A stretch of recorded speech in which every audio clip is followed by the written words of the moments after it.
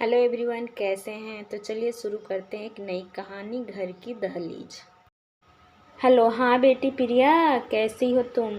मैं ठीक हूँ माँ। अच्छा बेटी, इस बार रक्षाबंधन पर यहाँ आओगी तो पूरे एक सप्ताह की तैयारी करके आना।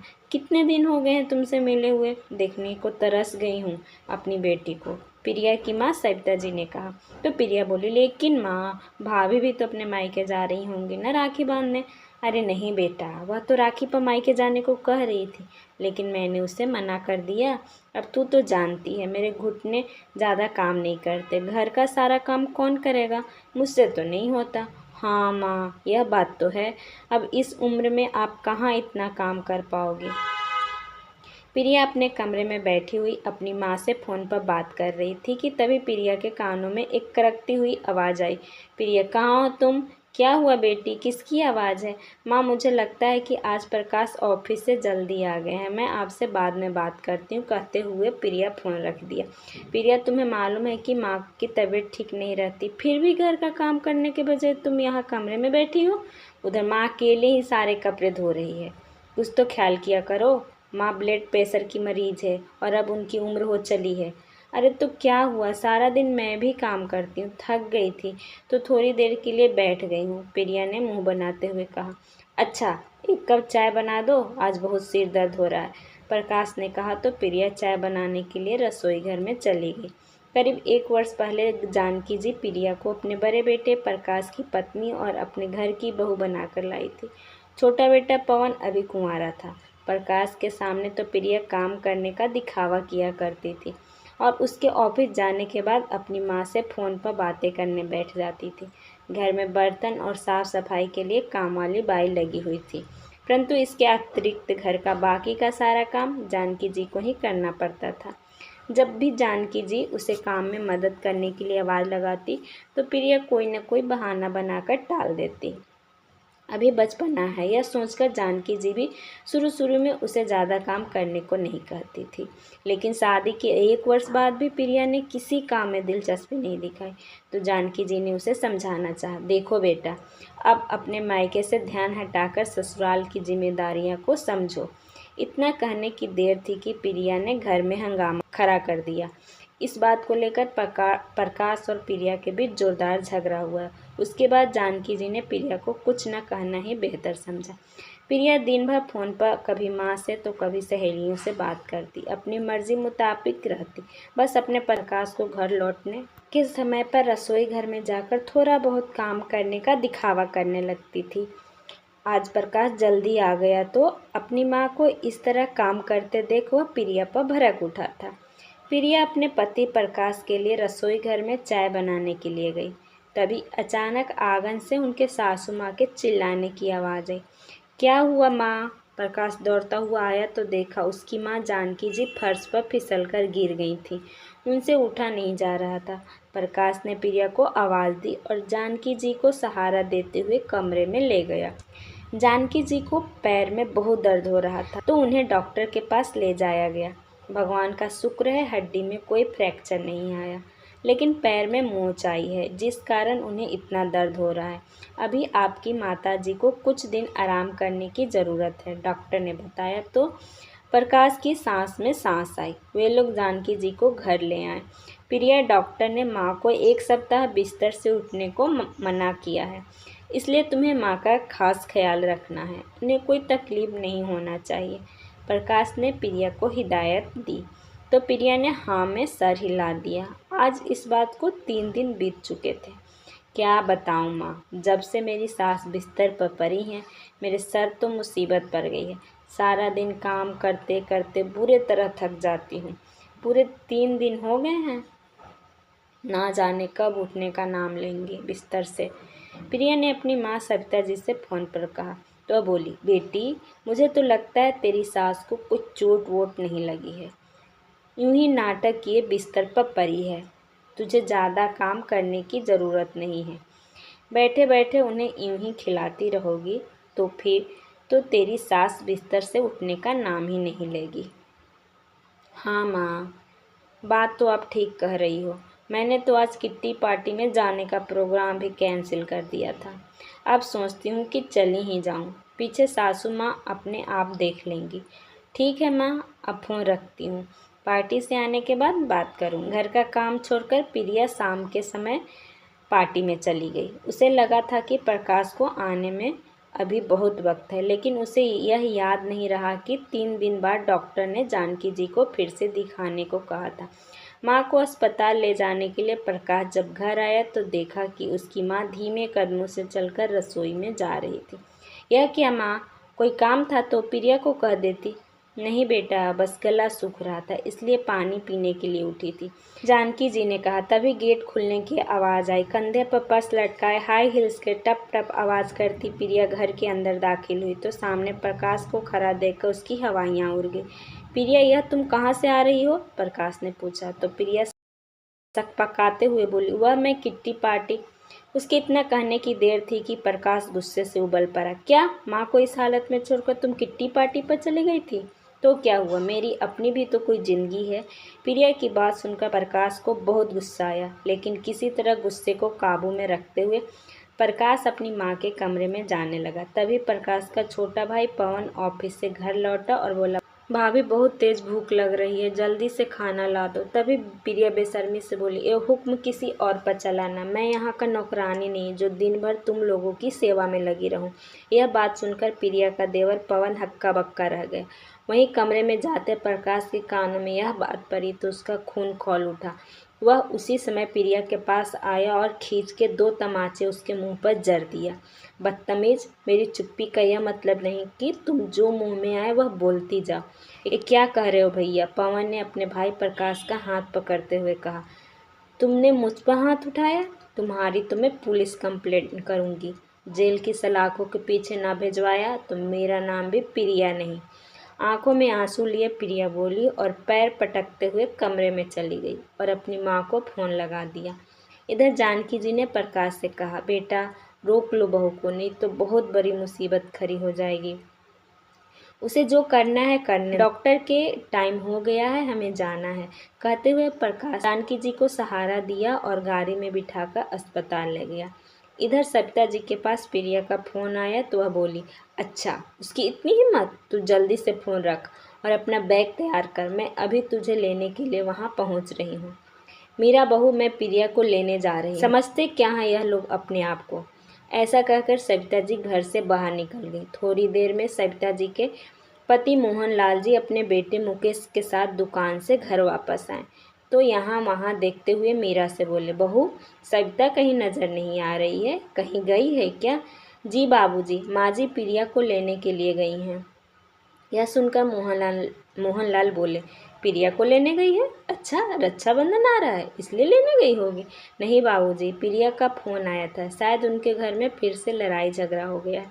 यह सुनकर मोहनलाल जी और मुकेश दोनों चिंता में पड़ गए। फिर मुकेश बोला, लेकिन इतनी जल्दी करने की क्या ज़रूरत थी? कम से कम ये तो पता करना चाहिए था कि गलती किसकी है। तो मोहनलाल जी ने कहा, लेकिन बेटा अपनी बेटी को परेशानी में देखकर रहा भी नहीं जाता, कुछ दिन यहाँ रह लेगी तो मामला शांत हो जाएगा। ऐसा कहकर वह हाथ मुंह धोने चले गए। फिर मुकेश बोला, माँ भी हद करती है। उन लोगों के बीच लड़ाई हुई नहीं कि माँ तो जैसे तैयार बैठी थी प्रिया को घर लाने के लिए, और जब सारी बात सुनेंगे तो गलती प्रिया की ही निकल कर आएगी। ये तो है माँ जी की, उसकी गलती नज़र ही नहीं आती। चलो छोड़ो, आप चिंता मत करो, फ्रेश हो जाओ, मैं खाना लगाती हूँ। कहकर मीरा रसोई घर में खाना पकाने चली गई। करीब 2 घंटे बाद सविता जी अपनी बेटी प्रिया को लेकर घर पहुँची। उस समय मोहनलाल जी बाहर चारपाई पर लेटे हुए थे। यहाँ मैं अपनी बेटी के लिए परेशान हूँ और आप चैन की नींद सो रहे हैं, सविता जी गुस्से से बोली तो मोहनलाल जी का नींद खुल गया। अरे प्रिया बेटी, तुम आ गई, आओ बैठो। लेकिन सविता, तुम लोगों को आने में इतनी देर कैसे हो गई? मोहनलाल जी ने पूछा तो सविता जी बोली, एक ज़रूरी काम और निपटाना था, बस वही करने में समय लगा है। ज़रूरी काम? ऐसा कौन सा ज़रूरी काम था? मोहनलाल जी ने पूछा तो प्रिया बात पलटते हुए बोली, बाबूजी आपको तो अपनी बेटी की चिंता ही नहीं, यह तो मेरी माँ है जो मेरा इतना ख्याल रखती है। फिर सविता जी बोली, बेटी मेरे रहते तुझे चिंता करने की कोई ज़रूरत नहीं है। उनको तो मैं ऐसे सबक सिखाऊंगी कि ज़िंदगी भर याद रखेंगे। तू यहाँ पर आराम से रहो, कोई काम करने का दिल करे तो करना, नहीं तो मत करना, कोई तुझे कुछ नहीं कहेगा। देखो तो मेरी फूल सी बच्ची कितनी कमज़ोर हो गई है। फिर मोहनलाल जी बोले, अरे हमने अपनी बेटी की शादी की है, बेचा नहीं है। अपनी बेटी की 2 रोटी हमें क्यों भारी लगेगी। हाँ बेटी, तू यहीं बैठ, मैं तेरी भाभी को चाय नाश्ता लेकर आने को कहती हूँ। सविता जी ने कहा तो प्रिया बोली, माँ मैं भी अंदर आ रही हूँ, थोड़ी देर आराम करूँगी। मोहनलाल जी की बुजुर्ग अम्मा आंगन के कोने में बिछी कुर्सी पर बैठे हुए सब देख रही थी। सविता जी और प्रिया के अंदर जाने के बाद उन्होंने मोहनलाल जी को अपने पास बुलाया और बोली, देख मोहन, यह जो कुछ हो रहा है ना, अच्छा नहीं हो रहा है। बेटी को इतनी सह देना अच्छी बात नहीं है। मैं सविता बहू को कुछ कहूँगी तो वह उल्टा मुझ पर ही बरस पड़ेगी, इसलिए तू उसे समझा। हाँ अम्मा, तू चिंता मत करो, सब ठीक हो जाएगा, कहकर मोहनलाल जी कमरे में चले गए। प्रिया के लिए चाय लेकर जब उसकी भाभी मीरा कमरे में आई तो उसके पास बैठते हुए बोली, प्रिया ऐसी भी क्या बात हो गई थी। क्या बताऊं भाभी, ऐसी सास तो किसी दुश्मन को भी ना मिले। ना जाने मेरे पीठ पीछे मेरे पति को क्या पट्टी पढ़ाते हैं कि वह तो ऑफिस से आते ही मुझ पर भड़क जाते हैं, मेरे साथ मारपीट करने लगते हैं। उन्हें तो सिर्फ मुझ में कमियां ही कमियां नज़र आती है। दुख और परेशानी नज़र आती है तो सिर्फ अपनी माँ की। अरे प्रिया, लेकिन छोटी मोटी बातें तो घर में होती रहती है। तुम्हें शांति से काम लेना चाहिए था। अपने पति को प्यार से समझाती तो वे ज़रूर समझते। अरे भाभी, आपको क्या लगता है, क्या मैं अपना घर बसाना नहीं चाहती? वही मुझे समझने को तैयार नहीं है, तो मैं क्या करूं? भाभी, मुकेश भैया तो बहुत अच्छे हैं जो तुमसे प्यार से बात करते हैं, लेकिन सब लोग एक जैसे नहीं होते। कोई बात नहीं प्रिया, तेरे भैया उनसे बात करेंगे, सब ठीक हो जाएगा। मीरा ने कहा तो प्रिया बोली, भाभी यह तो मैं हूँ जो उन लोगों को बर्दाश्त कर रही हूँ। अगर ऐसी सास और ऐसा पति तुम्हें मिल जाता तो तुम तो उन्हें 2 दिन भी नहीं झेल पाती। तो मीरा बोली, नहीं प्रिया, ऐसी बात नहीं है। अपना घर बसाने के लिए अगर थोड़ा सा झुकना भी पड़े तो कोई हर्ज नहीं होता। और कितना झुकूं भाभी, अब तुम ही देखो, मेरी माँ तुम्हारा कितना ख्याल रखती है, और वह मेरी सास जो मेरे पति को मेरे खिलाफ उकसाती है। दूसरों को समझाना बहुत आसान है, जब खुद पर बीतती है पता तो तब चलता है। प्रिया ने कहा तो मीरा चुप रह गई। वह समझ गई थी कि प्रिया कोई बात सुनने को तैयार नहीं है। अच्छा, मैं खाना बनाने जाती हूँ, कहते हुए मीरा वहाँ से उठ गई। अगले दिन रक्षाबंधन का त्यौहार था, इसलिए सुबह जल्दी उठकर मीरा ने रसोई घर में सारे पकवान बनाकर रख दिए। प्रिया ने अपने भाई मुकेश को राखी बांधी तो मुकेश पहले खाना खाकर अपने पिता मोहनलाल जी के साथ दुकान पर निकल गया। फिर मीरा सविता जी और प्रिया को खाना देकर रसोई घर में बर्तन साफ करने चली गई तो सविता जी अपनी बेटी प्रिया से बोली, देखा बेटी, मैंने कहा था ना, मायके में रहते हुए तुझे किसी तरह की कोई तकलीफ नहीं होगी। सुकून से बैठकर खाना खा और आराम कर। उधर प्रिया के ससुराल में प्रकाश के पास फ़ोन आया। हेलो, क्या आप मिस्टर प्रकाश बोल रहे हैं? मैं पुलिस थाने से बात कर रहा हूँ, आपके खिलाफ़ एक शिकायत आई है, जल्द से जल्द यहाँ पहुँच जाइए। यह सुनकर प्रकाश की हैरानी का ठिकाना न रहा। जानकी जी भी परेशान हो गई। प्रकाश थाने जाकर आया तो जानकी जी ने पूछा, पुलिस वालों ने क्या कहा बेटा? तो प्रकाश हताश भरे स्वर में बोला, कहना क्या था प्रिया, उसके घर वाले हमारे खिलाफ पुलिस में शिकायत दर्ज करा दी है और यह भी कहा है कि दहेज को लेकर हम लोग आए दिन उसके साथ मारपीट करते हैं। क्या? लेकिन बेटा, हमने तो कभी दहेज का जिक्र तक नहीं किया, जानकी जी ने कहा। तो प्रकाश बोला, हाँ माँ, प्रिया और उसके घर वाले दहेज के नाम पर हमें झूठा केस में फंसाना चाहते हैं। बेटा, मैं तो कहती हूँ एक बार चलकर उनसे बात करते हैं, बात ऐसे ही सुलझ जाए तो ही अच्छा है। नहीं माँ, मैं उन लोगों के सामने नहीं झुकूंगा, प्रकाश ने कहा। तो उसका भाई पवन बोला, माँ की बात बिल्कुल सही है भैया, अगर कोर्ट केस में फंस गए तो निकलना मुश्किल हो जाएगा। आज शाम को चलते हैं और आमने सामने बैठकर बात कर लेते हैं। प्रकाश को यह बात ठीक लगी। उधर प्रिया के मायके में जब शाम को मोहनलाल जी घर लौटे तो प्रिया ड्राइंग रूम में बैठी हुई टीवी देख रही थी। अम्मा जी भी वहीं बैठी थी। अपनी बेटी के पास बैठते हुए मोहनलाल जी बोले, बेटी, मैं तो कहता हूँ तुम लोग प्यार से यह मामला सुलझा लो तो ही अच्छा है। तो प्रिया बोली, नहीं बाबूजी, मेरी सासू माँ दिन भर बैठकर आराम करे और मैं कोल्हू के बैल की तरह पीसती रहूं, यह मुझसे नहीं होगा। तो मोहनलाल जी बोले, लेकिन बेटी, घर का काम करने में बुराई ही क्या है। तभी सविता जी वहाँ आईं और पास रखी कुर्सी पर बैठते हुए बोली, आखिर आप चाहते क्या हैं? हमारी बेटी उस नर्क में जाकर घुट घुट कर जीती रहे? यह सुनकर अम्मा से रहा नहीं गया तो वह बोली, अरे सविता बहू, तुम किस बात को कहाँ ले जाती हो? मोहन ने तो सिर्फ इतना ही कहा कि मिलजुल कर रहने से बड़ा सुख और कोई नहीं। अम्मा, यह बेटी का मामला है, इसलिए आप तो अपना मुंह बंद ही रखो। जो 2 रोटी मिलती है चुप करके खाओ और राम का नाम जपो, नहीं तो अच्छा नहीं होगा। अभी यह बातें चल ही रही थी कि दरवाजे की घंटी बजी। मीरा ने जाकर दरवाज़ा खोला तो सामने प्रकाश अपनी माँ के साथ खड़ा था। मीरा ने जानकी जी के पैर छूकर आशीर्वाद लिया, उन्हें अंदर लेकर आई। मोहनलाल जी ने उन्हें बैठने को कहा। तभी सविता जी आंखें दिखाती हुई बोली, बहन जी, जब आपको मेरी बेटी फूटी आंख नहीं सुहाती तो फिर यहाँ क्या करने आई हैं आप? जानकी जी ने कहा, देखिए बहन जी, आराम से बैठकर बात करते हैं, तभी तो कोई हल निकलेगा। हमें भी तो पता चले आखिर हमसे ऐसा क्या कसूर हो गया जो आपने इतना बड़ा कदम उठाया। यह बात सुनकर प्रिया तपक से बोली, अरे नहीं नहीं, कसूर आपका थोड़ी ना है, कसूर तो मेरा है। एक काम करो, अपने बेटे को कहो मुझे तलाक दे दे, ताकि आप भी आराम से रहो और मेरा भी पीछा छूटे। प्रिया, यह तुम अपनी सास से किस तरीके से बात कर रही हो? मोहनलाल जी ने कहा तो सविता जी बोली, और कैसे बात करें इन लोगों के साथ? हमारी बेटी को इतना परेशान करके रखा है तो क्या उनकी आरती उतारेंगे हम? तभी प्रकाश अपनी चुप्पी तोड़ते हुए बोला, माँ जी, किसने किसको परेशान करके रखा यह तो हम ही जानते हैं।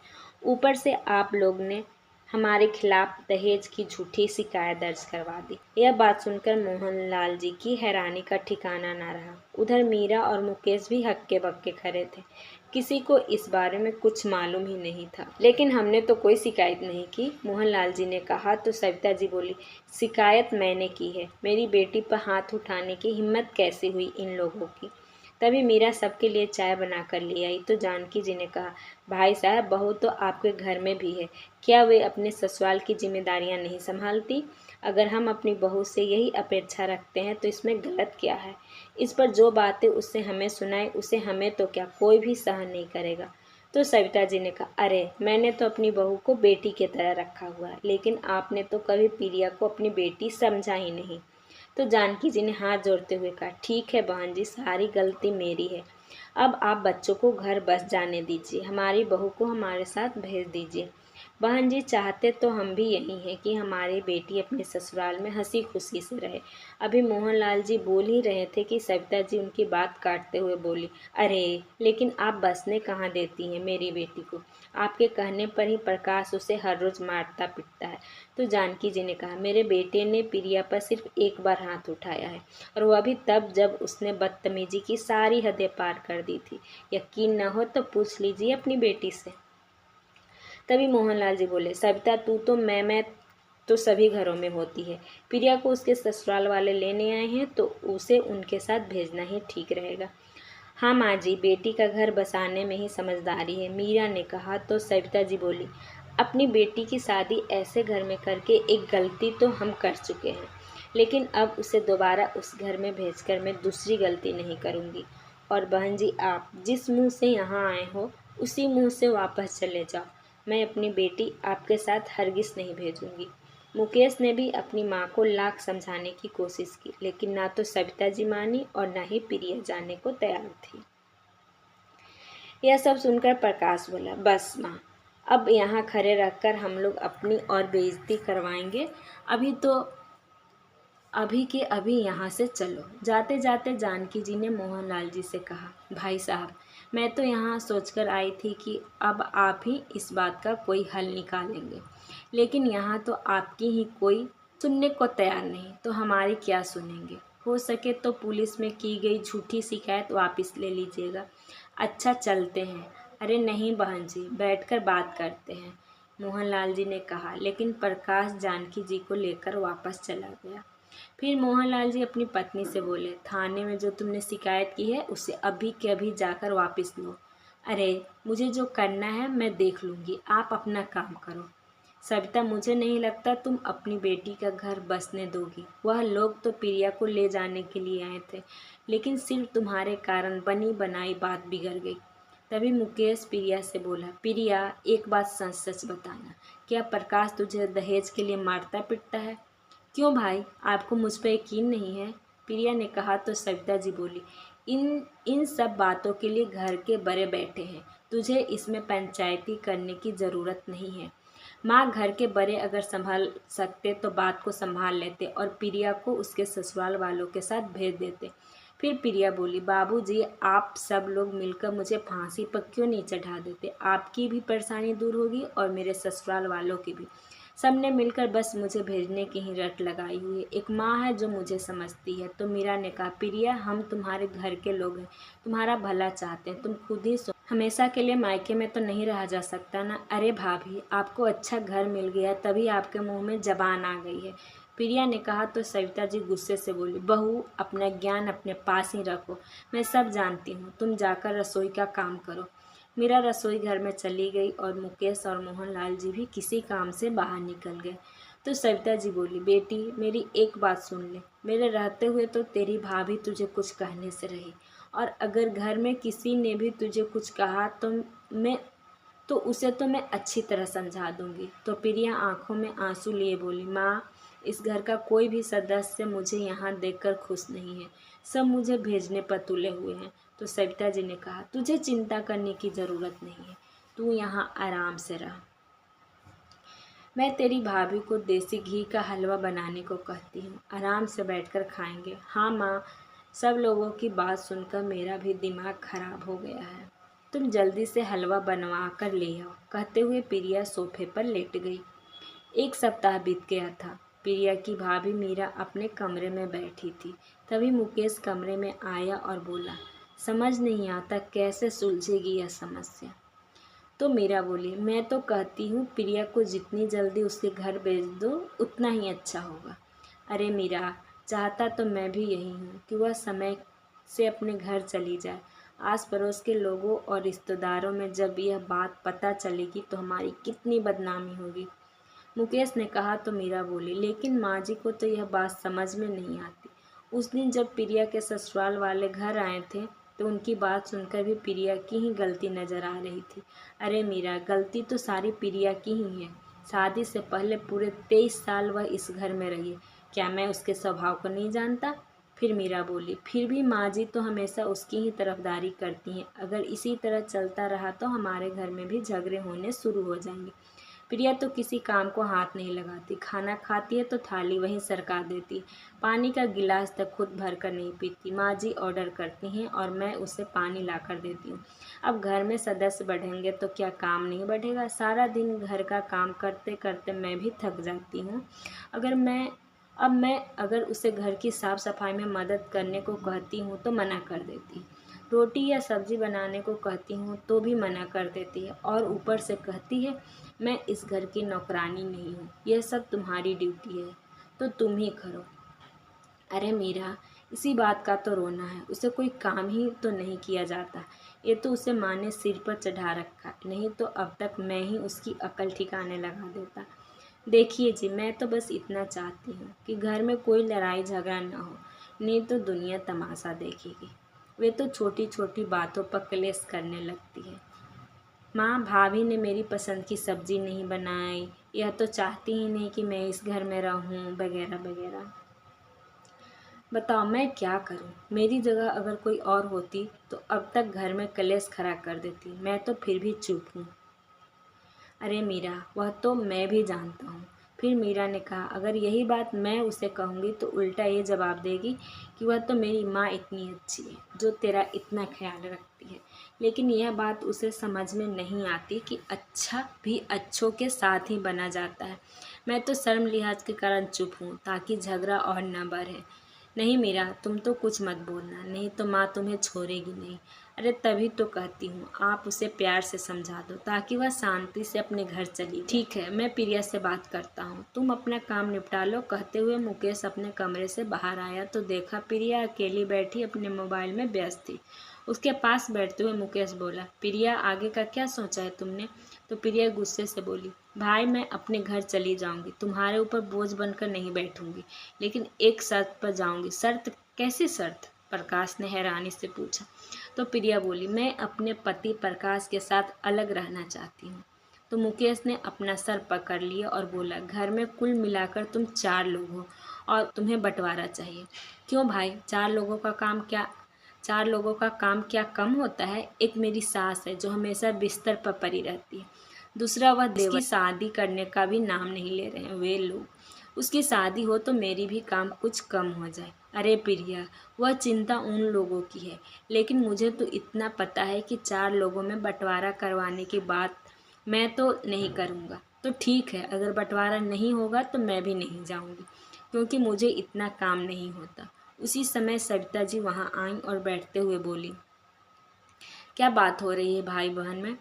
तो प्रिया बोली, बात क्या होगी, मुझे कहते हैं अपने ससुराल वापस चली जा। हे भगवान, जिसे देखो इसे ससुराल भेजने की रट लगाए बैठा है। अगर अपने मायके आकर बैठी है तो ऐसा भी क्या गुनाह हो गया उससे?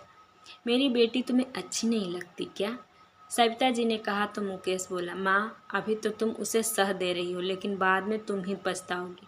माँ मैं तो एक काम करती हूँ, मैं चुप करके अपने ससुराल चली जाती हूँ। मुझे परेशान करेंगे तो मैं सहन कर लूँगी, और अगर सहन ना हुआ तो कहीं जाकर मर जाऊँगी।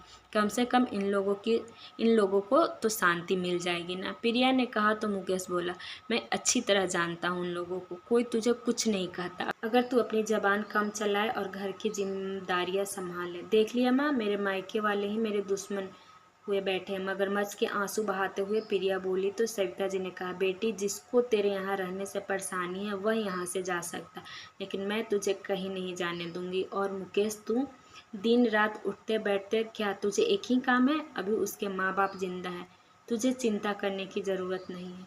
ठीक है, मैं तो उसका भला चाहता था, अगर कोई समझने को तैयार ही नहीं तो फिर क्या करे?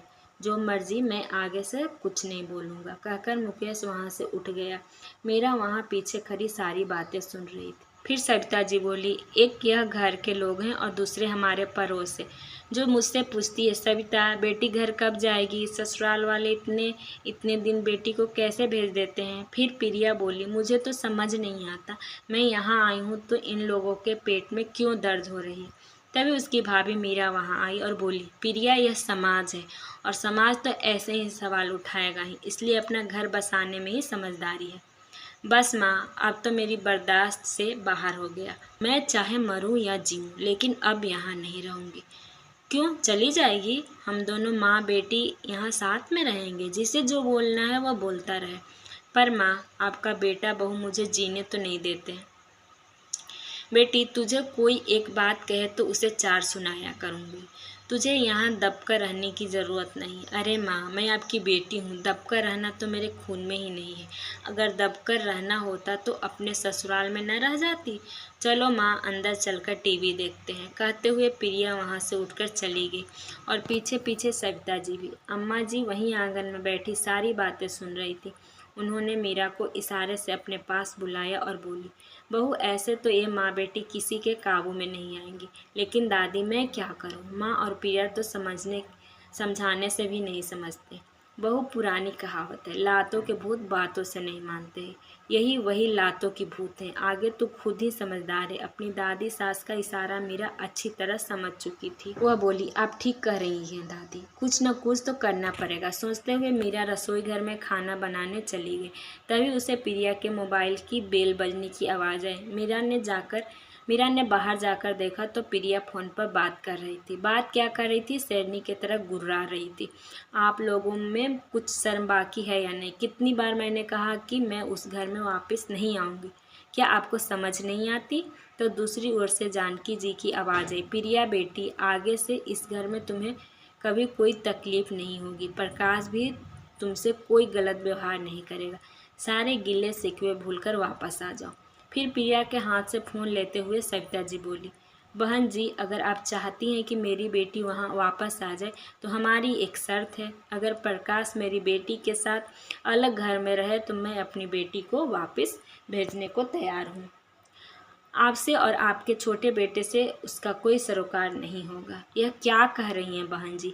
मैं भला अपने बेटे से अलग कैसे रह सकती हूँ? तो ठीक है, फिर रिश्ता तोड़ देने में ही भलाई है। रखो अपने बेटे को अपनी गोद में बिठाकर, कहते हुए सविता जी ने फ़ोन पटक दिया। रसोई घर में खड़ी मीरा यह सारी बातें सुन रही थी। मन ही मन बोली, ये दोनों समझती हैं कि यही शेर है, लेकिन इन्हें यह नहीं पता कि कोई सावा शेर भी हो सकता है। अब देखो मैं क्या करती हूँ। थोड़ी देर बाद सविता जी और प्रिया शॉपिंग करने के लिए बाजार चले गए और करीब 2 घंटे बाद जब घर वापस आए तो उस समय मीरा अपने कमरे में आराम से सो रही थी। तभी प्रिया गुस्से से उबलती हुई उसके पास आई और बोली, क्यों महारानी, अपना खाना बनाकर खा भी लिया और हम लोगों का बनाया ही नहीं? बाकी सब लोगों के कपड़े भी धो दिए पर मेरे कपड़े वहीं मैले पड़े हैं। हाँ, तो मैं तुम्हारी नौकर नहीं हूँ, अब से अपना काम खुद कर लिया करो। मीरा ने आंखें तरेरते हुए कहा। उसके यह तेवर देखकर प्रिया हैरान रह गई और फिर बोली, लो, इसमें नौकर वाली क्या बात हो गई? घर का काम है, वह तो तुम्हें करना ही पड़ेगा। प्रिया गुस्से से बोली तो मीरा ने कहा, क्यों, क्या तुम मुझे यह काम करने की तनख्वाह देती हो? तनख्वाह किस बात की? घर की बहू हो, काम तो करना ही पड़ेगा। अच्छा, तो क्या तुम किसी के घर की बहू नहीं हो? अपनी जिम्मेदारियों से भागकर तुम क्यों यहाँ आकर बैठ गई? अब से तुम अपना काम खुद करोगी, मुझ पर रोक जमाने की ज़रूरत नहीं है। अब अपनी ज़बान पर ताला लगाकर अपना काम करना शुरू कर दो। क्या हो रहा है यह सब? और मेरा बहू, तुम अपनी ननद से यह किस तरीके से बात कर रही हो? माँ जी, मैं वैसे ही बात कर रही हूँ जैसे करनी चाहिए। अब प्रिया इस घर में रहेगी तो उसे अपना काम खुद ही करना पड़ेगा। अच्छा, अब मेरी बेटी घर का काम करेगी और घर की बहू दिन रात आराम फरमाएगी? अरे नहीं माँ जी, मैं भी काम करूँगी, लेकिन सिर्फ अपना और अपने परिवार का, घर में आने वाले मेहमानों का नहीं। अपनी भाभी के मुंह से यह बात सुनकर प्रिया का खून खौल उठा। तुम्हारी हिम्मत कैसे हुई मुझे मेहमान कहने की? यह घर तुझसे पहले मेरा है। जी नहीं, तुम्हारा घर वह है जिसे तुम छोड़कर यहाँ आकर बैठ गई हो। माँ, आपने अपनी बहू को कुछ ज़्यादा ही सिर पर चढ़ा लिया है। 2-4 थप्पड़ लगाकर इसकी अकल ठिकाने क्यों नहीं लगा देती? प्रिया ने कहा, अच्छा, हाथ उठाना तो दूर, हाथ लगाकर भी देखो। अभी के अभी 100 नंबर पर फ़ोन लगाती हूँ और शिकायत करूँगी कि मेरी सासू माँ मेरी ननद दहेज के लिए मेरे साथ मारपीट करते हैं। फिर पता चलेगा किसकी अकल ठिकाने आती है। उसी समय मोहनलाल जी और मुकेश भी घर पहुँच गए। लड़ाई सुनकर जैसे ही मोहनलाल जी कमरे के अंदर जाने तभी मुकेश ने उन्हें रोक दिया। बेटा, अंदर जाकर मामला सुलझाना पड़ेगा, नहीं तो घर का नाश हो जाएगा। अरे पिताजी, घर का नाश तो पहले ही हो रखा है, अब सुधारने का समय है। अब आप बस यहीं खड़े रहकर देखते जाइए। फिर सविता जी बोली, क्या? हमने कब मांगा तुमसे दहेज? तुम हमारे खिलाफ झूठी कंप्लेंट दर्ज कराओगी? हाँ, तो क्यों नहीं, आखिर यह सब कुछ मैंने आपसे ही तो सीखा है। यह बात सुनते ही सविता जी अपनी बातों में मिश्री घोलते हुए बोली, अरे बहू, घर में यूँ छोटी मोटी बातें तो चलती रहती, उन्हें आपस में बैठाकर सुलझा ले तो ही अच्छा। अच्छा माँ जी, यह ज्ञान की बातें तब कहाँ गई थी जब प्रिया के ससुराल वाले यहाँ उसे ले जाने के लिए आए थे? मीरा का जवाब सुनकर सविता जी और प्रिया स्तब्ध खड़ी रह गई। चलो, अब दोनों जल्दी से घर के काम में लग जाओ, बहुत आराम कर लिया माँ बेटी ने, कहते हुए मीरा कमरे से बाहर चली गई। तो उसी समय मोहनलाल जी और मुकेश अंदर आ गए। चलो बेटी प्रिया, हम दोनों मिलकर काम कर लेते हैं, सविता जी बोली तो प्रिया ने कहा, माँ, अपना काम आप देखो, मैं तो अपने घर वापस जा रही हूँ। बाबूजी, आप अपने दामाद को फ़ोन लगा दीजिए कि वह आकर मुझे ले जाए। हाँ बेटी, यह तूने बिल्कुल सही फैसला लिया। मैं अभी प्रकाश को फ़ोन करता हूँ, आने के लिए कहता हूँ। कहते हुए मोहनलाल जी ने प्रकाश को फ़ोन लगाया तो दूसरी ओर से जो बातें उन्हें सुनने को मिली, उनकी हैरानी का ठिकाना न रहा। फ़ोन रखते हुए बोले, सविता, एक बात तो बताओ, क्या कल जानकी जी का फ़ोन आया था? हाँ, फ़ोन तो आया था, प्रिया को वापस आने के लिए कह रही थी। अच्छा, तो तुमने क्या कहा? मोहनलाल जी ने गुस्से से पूछा तो सविता जी कुछ बोल ही नहीं पाई।